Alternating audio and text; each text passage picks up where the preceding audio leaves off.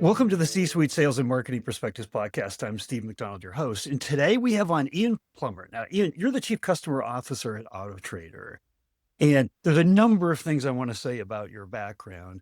But first and foremost, we're going to talk about customer value consulting, that adding value in a day and age where our competitive pressures are bigger than they ever have been. The expectations of value that we provide to our customers is higher than they ever have been. AI is just making that explode.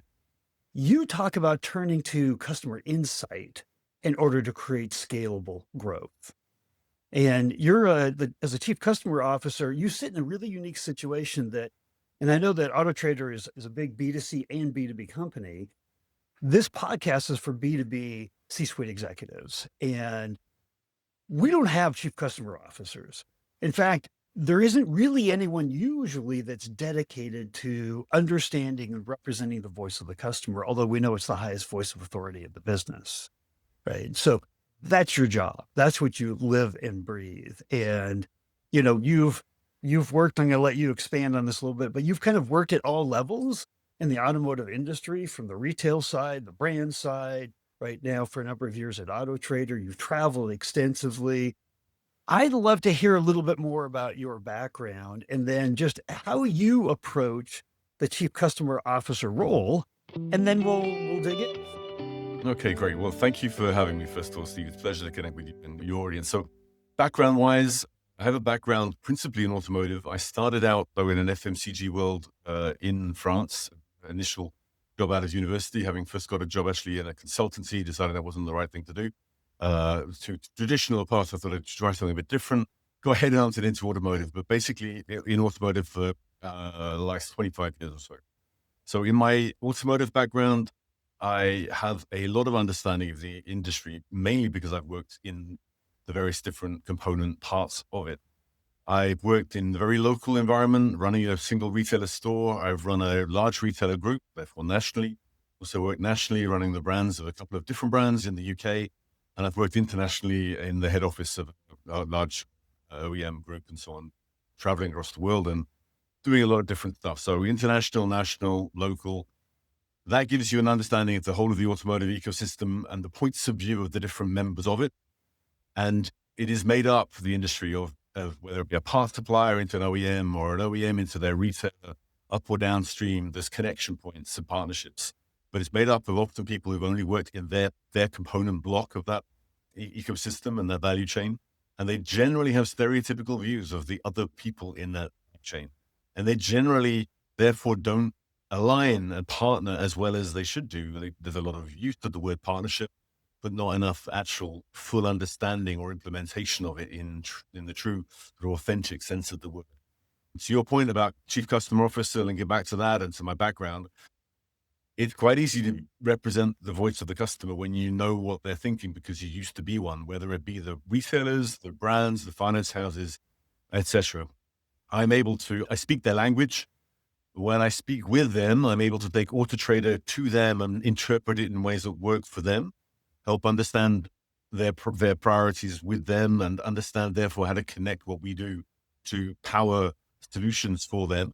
And equally, I can bring their world back into Autotrader so that our teams are better able to understand what are the requirements of our customers, and we can hopefully join the two together in a way that is a proper partnership. So it's fundamentally something built on understanding, appreciation of the point of view of this and the priorities of the other side of the equation, and therefore stronger connection points that add value. So the foundation you have is amazing, right? You've walked a mile in their shoes, and that you can't replace that. It's incredible. Does that give you the permission to say, I know them, I don't need to know anything else? Or is this, as a chief customer officer, is part of your role and your job to never stop learning about the customer, never stop learning about their pain points and what they are in today's world?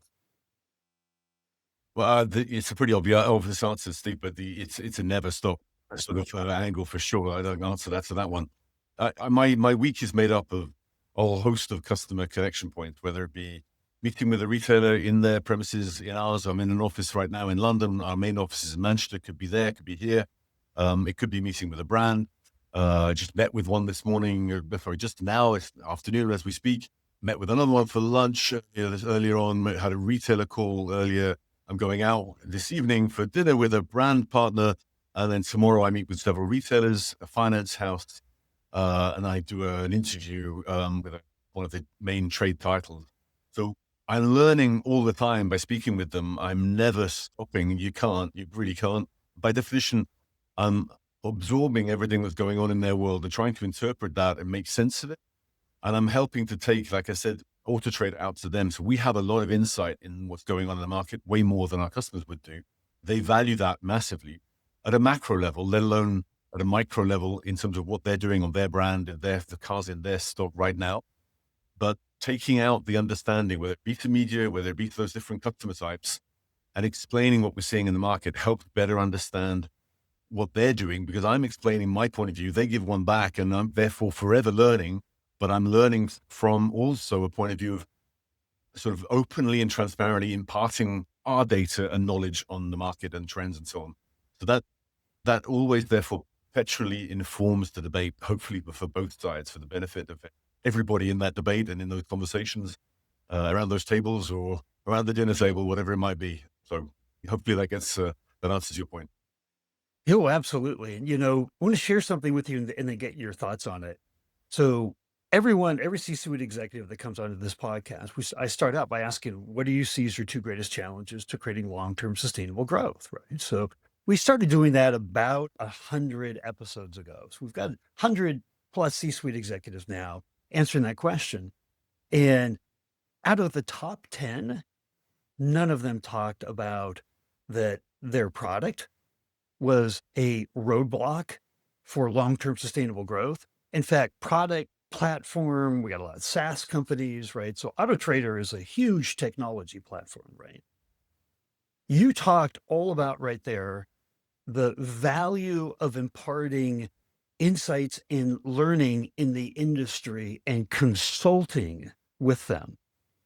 So there is an amazing amount of value that comes from the Autotrader platform.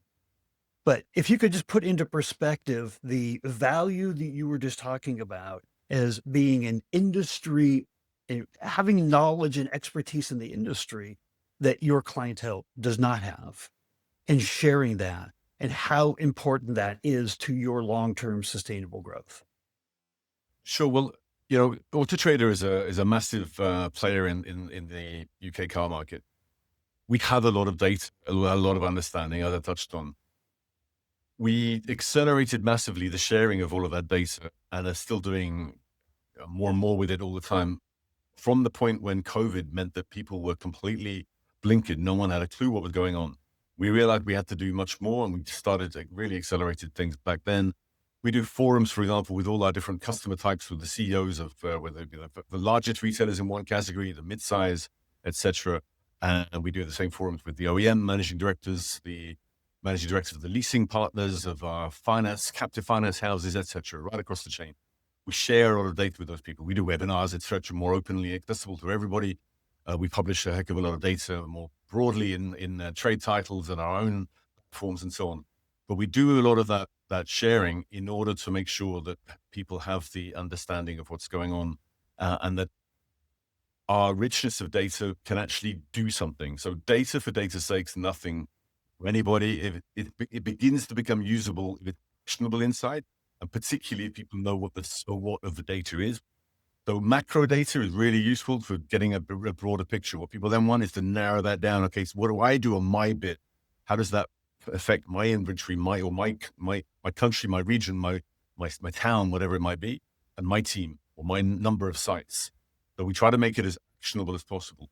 But we have such a colossal amount of data that we have to work very hard to render it always into that more actionable, insightful, nuggeted kind of version. We have about 85 million monthly visits to our platform. We have about 40,000 clicks every single minute. We've got 400 data scientists and engineers that are trying to censor that with the data late. They deploy a software improvement roughly every 7 minutes. So things are changing on our platform all the time. We see 5 times more searches on Autotrader than Google see in automotive terms in the UK, just automotive. We're not bigger than Google, don't get me wrong. We have more time spent on our site than the OEMs put together by about 40x.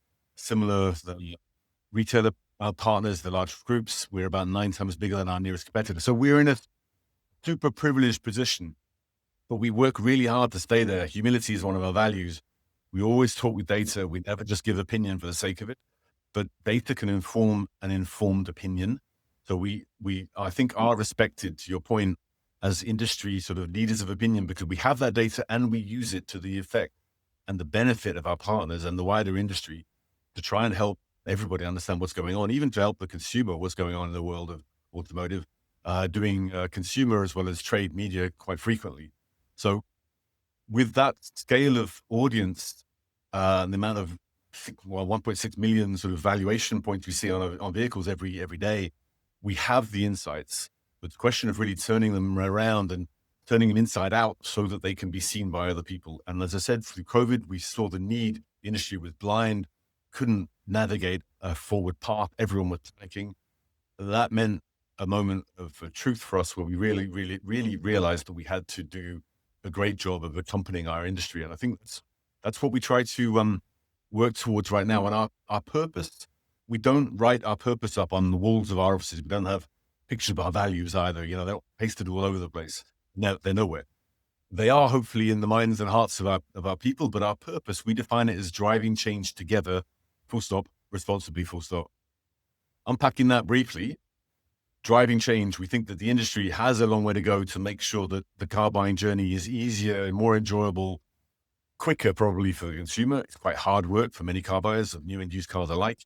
Make it more smarter and more efficient for the seller. So driving change, we think we can make the industry smarter, better together, because we only ever do what we do in partnership with our retailer partners, our brand partners. We don't sell cars. We help people who do to sell theirs, or vans, or trucks, or motorhomes. By the way, we have everything with wheels on it on Autotrader. It could be bikes, but if it's got wheels, it's probably on Autotrader. New or used, it's there. But the together bit is really fundamentally important. And the last bit of responsibly, we like to think we always do things the right way for the right reasons, and are able to therefore embed what we do with our communities socially responsibly, environmentally responsibly. For example, in our industry, we want to encourage the consumer to understand the electrification opportunities that they could use to be going pure battery electric or plug-in hybrid. And we want to help the industry to achieve the very challenging EV transition targets. It's the biggest sort of change in the industry. So that's together with the consumer, with the retailer, and responsibly brought to life, hopefully in a way that makes a bit of sense to you and your audience. So what I heard was a lot in there, but a never-ending emphasis in tons of resources within the company dedicated to creating data that leads to insights, that turns into the knowledge you need so that you can make decisions in your business, right? And you're helping your clientele do that. If I were to say, give us a lens into the meetings you have with the CEO and the CFO, how does this translate to revenue, impact on the business for Autotrader? Because every time there's an expenditure, there's a resource allocation, those data scientists, right? Your position, it has to produce ROI for the company. If you could make that direct connection to the value you create for your clientele and how that impacts revenue for Autotrader. When you mention, Steve, value for the company, you mean for Autotrader? For Autotrader, right? How does this increase the value in the revenue, the long-term growth for Autotrader? So the reason I just qualified that question was I was pretty sure that's what you meant. But the fact is that we only generate long-term ROI for Autotrader if we do the same for our partners. So we focus on both of those things. Because of our scale in the market, for example, we would find it very difficult to have long-term sustainable growth if we didn't generate value for our customers. Because we have 14,000 retailers working with us, all of the car brands, all of the finance houses, and so on. If you burn one of those customers because you do a bad job, and we do sometimes, we're not perfect. We can maybe talk about that in a moment. But if you burn one, you can't replace a lost one with another one because you work with all of them. So you have to work with on the premise that you're adding value to those customers all the time. And that means making our marketplace as smart as it can be, as efficient as can be, but helping them to understand how to get the most value from it. And you can only extract more value from a customer, in our opinion, if you do more for them in certain areas of their business, or if you generate more value for them. So it's got to be a two-way street. You take an example, we just rolled out 2 years ago, I think it was, some AI solutions, beginning of that sort of journey with one in particular called Co-Driver. That's a bit like Copilot. It helps people to do stuff that they would otherwise do quicker. So it's an enabler, and it enables the retailers to improve the speed and quality at which they produce their adverts, the writing of the copy that they don't particularly enjoy or do particularly well. Those two things usually go hand in hand, don't they? And it tells them if they've got all the images they should have and which order they should be put in, what the right attention grabber should be to make the advert stand out, and so on. So we estimate that, for example, automation journey has saved our retailer partners around, I think it's 175,000 hours of admin time in the first 12 months. And it's likely to only accelerate as more people use it, more ever smarter, let's say. So when you give an industry the equivalent of 20 years of time back to focus on selling and adding value to their businesses, that can start to become measurable impact. So there's lots of ways we can help, but we should always be either looking to save time, to increase revenue, to optimize margins so that our retailer and brand or whatever type of industry partner we have generates value. That will generate long-term sustainable value for us too. So you had mentioned even specifically in our last conversation that, hey, Autotrader isn't the cheapest option in the marketplace, right? And you mentioned that if you don't treat a client right, you can't replace them. You work with everyone. I think that is really interesting for the audience, the C-suite executives here, because we constantly have the decision do we put resources into new logo development, trying to get new clientele? Do we put resources into expanding existing customer relationships? And what I'm hearing from you is that there's a lot of overlap there, right? Because if you're creating value for your customers and you're focused on them, you're optimizing for customer value, then revenue, that will follow, right? If you optimize for the customer experience and the value creation there, the revenue will follow. And then that can be applied across a new business development effort, that can be applied across an existing customer relationship. But what you're saying here ultimately is, we've all been told, whether it's a Forrester or a Gartner or whoever, right? We have to be trusted advisors. And that comes up so many times. It's like the word value. You got to create value. Yes, we got to create value. Yes, you got to be a trusted advisor. Absolutely. You've kind of taken it to the nth degree here. And I just want to get into that psyche in terms of why that's a good business decision to put time, energy, and resources into continual value creation. And just as you never stopped understanding, getting insights from your audience, am I hearing from you that, and is this a proper takeaway, that you never stop trying to create additional value? You can never stop trying to create additional value. That's totally correct. You can't, but the value could come from different sources. You can extract more value from a partner if you're able to generate more value for them in their ROI terms, as we've mentioned. That can come from optimizing what they already do in the parts of the business where you already work with them. It can come equally from adding additional tools, data sets, services, etc., to their businesses and tapping into maybe a slightly different wallet. So, for example, we're a media player in one regard, but we're also a data provider in another one. For example, you advertise cars on Autotrader, obviously, and the ROI of what you do there is all those things we can optimize with lots of data tools. Some of the data tools can also be provided directly into your systems via APIs and so on as back-end solutions to power your BI. It can also be used as AI solution, through APIs to power front-end solutions on the consumer-facing websites of our B2B partners. So the BMW or the Stellantis or the large retailer group ABC website is very often powered by the taxonomy and the search experience of Autotrader, using the stock data of that given retailer that's on Autotrader. Some of it may not even be advertised on Autotrader, but we know what it is, and we serve it back to them so that you can actually filter and search for those cars, new and used, on their website in a way that's skinned and designed in their brand look and feel, but the actual power is coming from our world. That then connects with the simplicity and the ease of actually updating, changing the price, to removing a vehicle, adding a vehicle, etc., in one go to the website of the retailer, onto the brand website of that retailer, onto Autotrader, any other third-party marketplace they might use, and so on. That's just the data service we do, more of a data platform approach. But we have solutions like a logistics marketplace, a digital one, obviously, a digital auction, B2B platform. So those are different wallets you may be going into. Equally, you can diversify into other areas of the business that are different types of product that they're selling. So we historically were very strong on used cars. Over the last 6, 7, 8 years, we've been growing substantially into the new car arena, therefore tapping into an OEM wallet, a different type of customer, and a finance partner that want to advertise their finance on their new cars, just as they do on used. And we're tapping into a different wallet within the retailer, the franchise world, at least not the independent world, where they have new cars as well as used. We obviously have bikes, trucks, etc. So the different types of products may be for different specialized retailers too. But most of that is about extending our business into their world, either directly in those media solutions, in data ones, or in just adjacent services.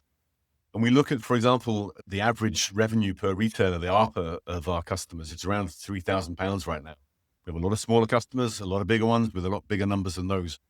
Those numbers have consistently grown, and our market analysts in the London Stock Exchange and wider field will be looking at those numbers to see whether, hopefully, the number of retailers we've got has at least stayed the same. It's very hard to grow it, but whether the revenue we're extracting from them has grown. Then they'll be looking increasingly as to whether we're extracting more revenue from those additional customer types, OEMs, etc., as we diversify further through those other routes, complementary routes. So looking for different pockets of wallets and opportunities to provide value, creating value, additional value within, you talked about the perception of value. And even if you're delivering amazing value, the perception of that value is something that you have to manage incredibly well as well. I'd love to hear what you're thinking on that. It's a great question. So there are always challenges in that regard, and we have plenty of customers who will kick back on the value of Autotrader. First of all, as you touched on a moment ago, saying we're expensive. Expense is usually an equation based on the quality of the return you get, and it could be anything, whether it be a nice meal, whatever. If you prioritize the quality of food you get, you want to make sure that it's worth the money you're paying for it. It could be same with a car you're buying. But with a service like ours, you measure the return on investment that you're getting from the expenditure that you put into our business. And given the scale of our audience and the quantity of work we put into the user experience and so on, there's a flywheel effect. Or with a great consumer experience brings lots of consumers, that brings lots of retailers to advertise their product. That brings more stock, which improves the user experience, and you hopefully stay on that flywheel. But to prove the value of that flywheel, you need to talk concrete numbers. So we will often have conversations with our retailer partners, brand partners, etc., where they will challenge the expenditure. We will have 2 or 3 ways of dealing with this. So I'll come back to the share of wallet maybe in a moment. The first point, though, is that we will often get data from our partners, their sales data, where they'll say, here's all of our sales for the last month, 6 months, year, whatever it might be. And we will map that against our data about which is based on postcode metrics, which are very precise in the UK, to match the postcode of the searcher. Put your postcode in Autotrader just about always when you're searching a vehicle on our platform. So we match the sales postcode with no sort of personal information, GDPR compliant, etc., with the Autotrader search experience. You can then be 96 or something % sure that if I looked at a given car from a given retailer, usually sort of 30, 40 times, just before I've ended up ordering a vehicle from that given retailer with the same postcode of search as of sale record, that it was an influenced sale from Autotrader. So we measure for sales influenced. We don't say that is direct and unique attribution. We recognize that a car buyer may have been somewhere else as well. But very often we'll see that a consumer will have spent, typically the average journey is 3 months, looking at 18 brands, spending about 680 minutes, I think the latest number is, snacking on car buying all the time. People are refining their searches, looking in different directions, looking at using used cars, like a new volume brand compared to a a used Mercedes. I'd always love to get a Mercedes, but it's used, it's 3 years old, it's less reliable. That's the kind of equation people are toying up all the time. They zone in on one thing, look at it a lot. We see the number of ad views of that particular searcher go up when we trace back their search journey. For some reason, maybe they looked at it a lot, showed it to their partner didn't like it, they stopped, they looked at something else. They may have had a moment where they looked at a Ferrari, but they're otherwise buying a Ford. So that was just a moment of what if. But you see the journey they've gone on.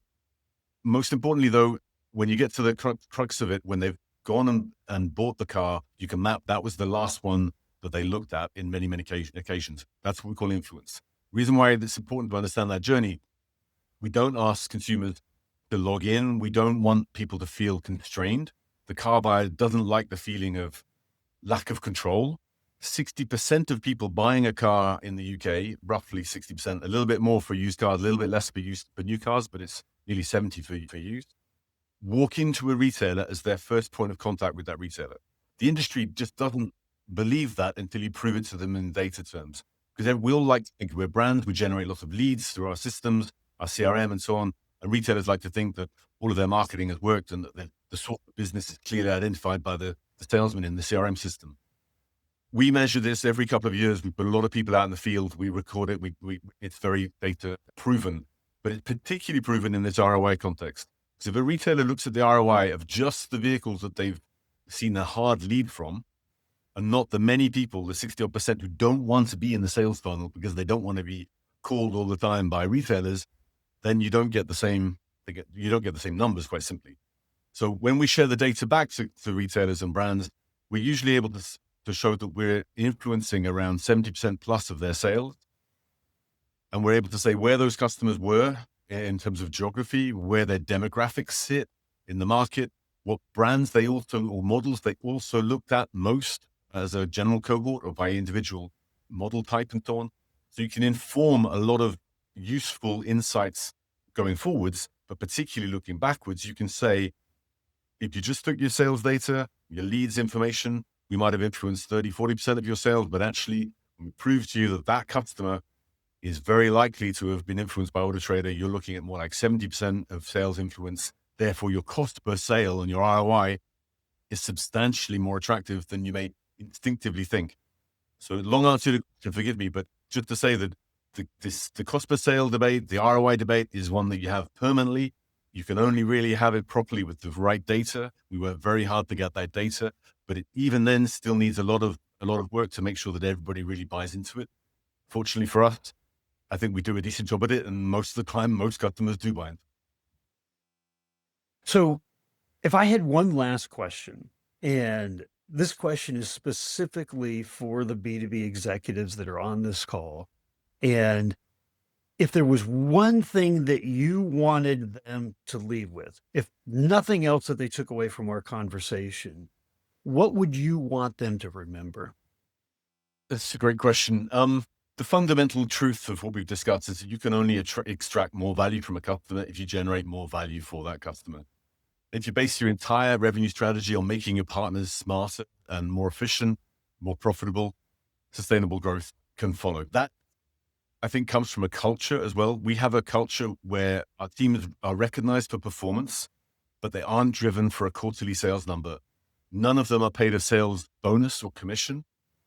There is a high expectation level nonetheless, a very high work ethic, and a strong sort of expectation of performance. So we can recognize performance to all these points about long-term sustainability and so on, because the customers of a given partnerships director or partnerships manager, we'll call them, will be growing. And they're growing because Steve came to see me a while ago, recommended a product.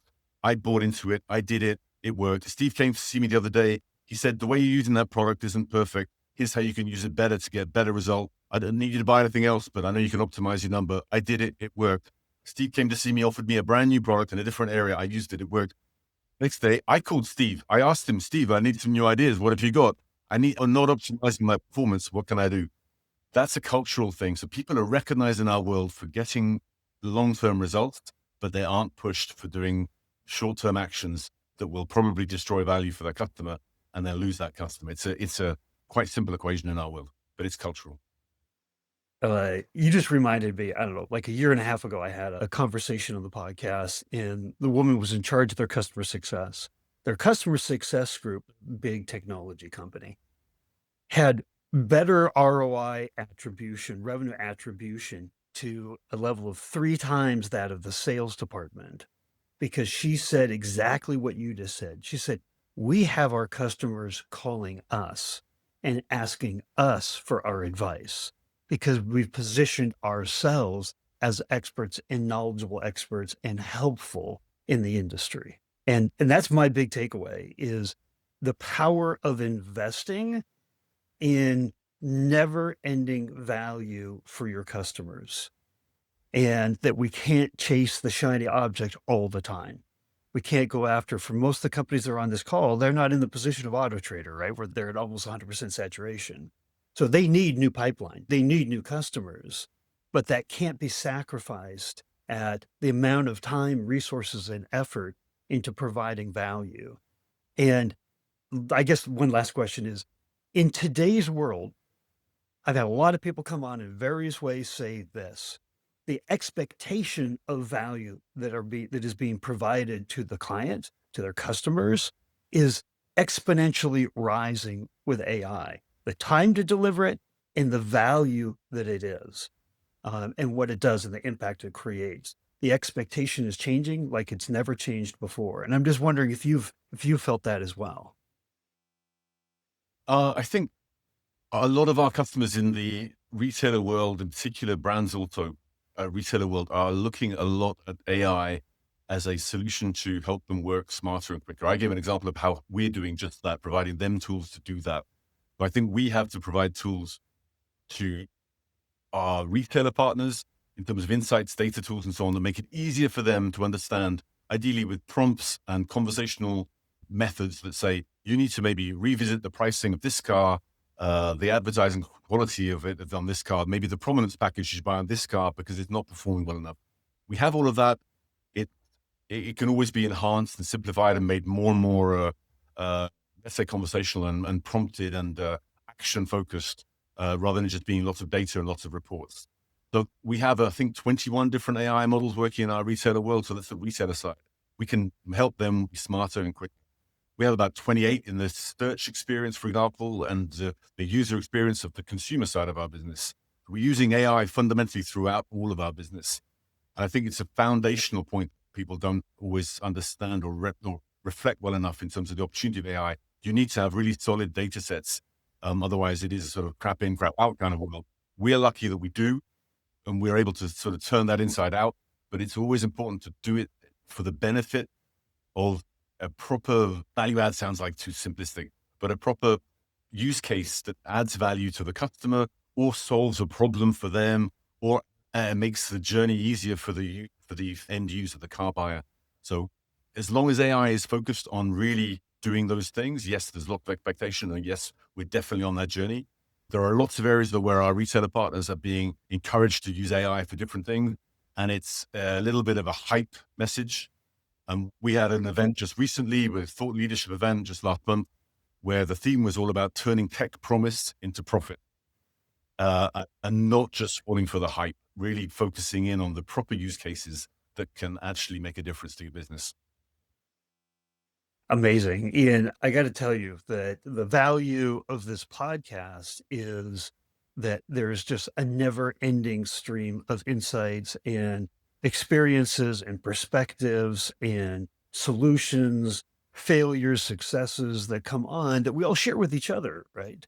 And I call that the rising tide that lifts all boats. And this was amazing. This was amazing. My massive takeaway is we can never stop learning and we can never stop adding value, because we tend to think a lot. The Autotrader themselves could have had the perspective of, we have the best platform, we have the most audience, we have the best platform, and that is our value. And you have demonstrated today that you've invested quite heavily in going so far beyond that, right? And so I think that's a massive learning lesson for all of us. Steve, let me just add one thing if I can, because I'm just conscious that humility is one of our values, and I said we try to live them. And it sounded, well, I don't want to sound like we're perfect. We think we're very good at what we do. We're very hard at being very good at what, but we don't get it all right all the time. So in terms of this customer engagement thing, recently we had a case as well where we didn't get it right. We had a big, massive push on a new product called Deal Builder that the retailer audience, in particularly our small independent sector, took umbrage over because they felt that it was being forced on them in a way that they didn't understand and didn't buy into. And it was something being imposed was not the right word, forced on, not the right word, but it was something we wanted to standardize as a new part of the user experience. We've done that before. But we know that from there's a big consumer benefit on something, taking your paying customer on the journey to do something which they might not necessarily believe is the right thing. Price indicators, another example in our journey, we've had to do that for the benefit transparency of the consumer, but the retailer doesn't want to necessarily show price transparency because thinking, hey, they've understood now with all the data tools we give to them that it does work. But Deal Builder got a lot of kickback from certain customers, but mainly because we didn't do as good a job as we would normally do on taking them on the journey as to why we were doing what we were doing, what the benefits to them were, and made it sound like a big revolutionary change that sort of scared them a little.